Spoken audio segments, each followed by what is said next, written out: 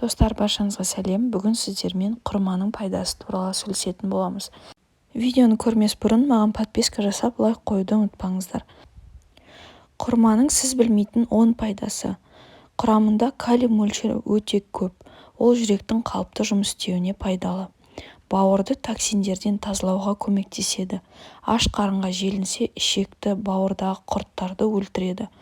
Құрма көз жанарының көру қабілетін жақсарта алады. Сәбіздегідей оның құрамында А дәруменің мөлшері көп. Егер өзіңізді сергек әрі қуатты сезінгіңіз келсе, құрма жеп тұрыңыз. Бар болғаны 3 құрма жесеңіз, бір күнге жетерлік энергия аласыз.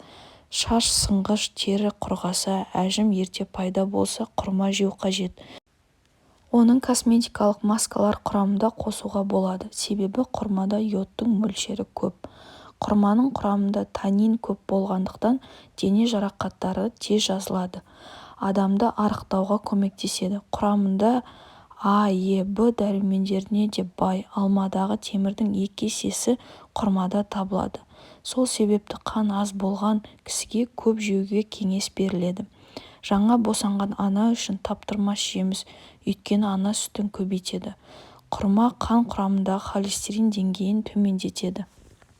Құрманы біз көбінесе ораза уақытында тұтынамыз, ал сіз ораза емес кездері жейсіздер ме? Комментарийға жазып кетіңіздер.